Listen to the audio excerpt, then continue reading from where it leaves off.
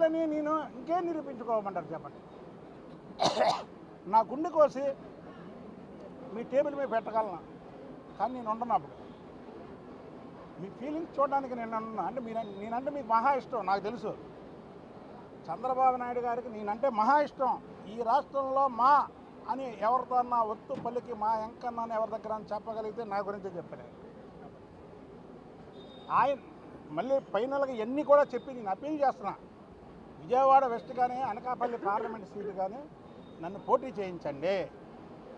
ఈ సంకీర్ణ ప్రభుత్వాల్లో మీకెప్పుడు నేను విధేయుడిగా ఉంటా. అండగాదు, మీరు మాకండ విధేయుడిగా ఉంటా. లేదా మా ఇంటికాంచి మీ ఇంటికి వాక్ఫుల్ డిస్టెన్స్ నడవడానికి వెస్ట్ టికెట్ ఇవ్వండి. నేను మీకు ఎప్పుడూ కూడా అందుబాటులో ఉంటా. ఇవాళ ఏంటి సార్, అసలు నాకేం తక్కువ చెప్పండి. నాకు ఎవరి మీద కన్నా దేనికన్నా రెడీ అనే దూకే సైన్యం నాకు ఇప్పుడు కాదు, 30 ఏళ్ళు బట్టి ఉంది. విజయవాడ ప్రజలందరికీ తెలుసు. దేనికన్నా రెడీ, ఎవరి మీద కన్నా వెళ్ళగల సత్తా నా దగ్గర ఉంది. నా దగ్గర డబ్బులు లేవా, నా దగ్గర నాకు అండలేదా, నాకు ధైర్యం లేదా, నాకు బలం లేదా, ఏం లేదు, సర్వీస్ లేదా చెప్పండి. నాకు 30 ఏళ్ళు బట్టి నన్ను నా అనుచరుడు చనిపోతే, ఈ విజయవాడ నగరంలో ఏ నాయకుడు చేయడు. చనిపోతే 25 లక్షలు నా భావన అనే 30 ఏళ్ళు బట్టి నాది అన్నాడు. ఇంకా తక్కువ అనుకున్నా.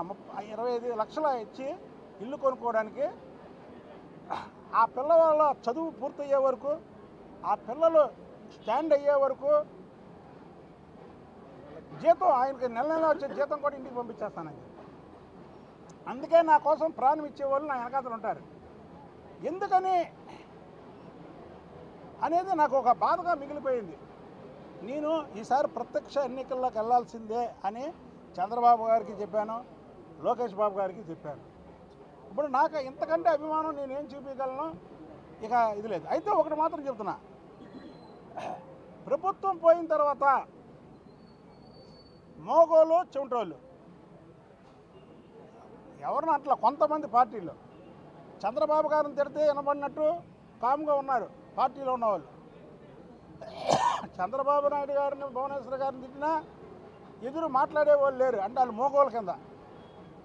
అన్నిటికీ నేను ప్రతి దానికి రెస్పాండ్ అయ్యి, వాడు విజయసాయిరెడ్డి గారు తెల్లగడ్డంగాడు వైసీపీ ప్రభుత్వం వచ్చినప్పటి నుంచి కారు కోతలకు వస్తుంటే వాడు చేసిన ప్రతి దానికి కౌంటర్ ఇచ్చింది నేను.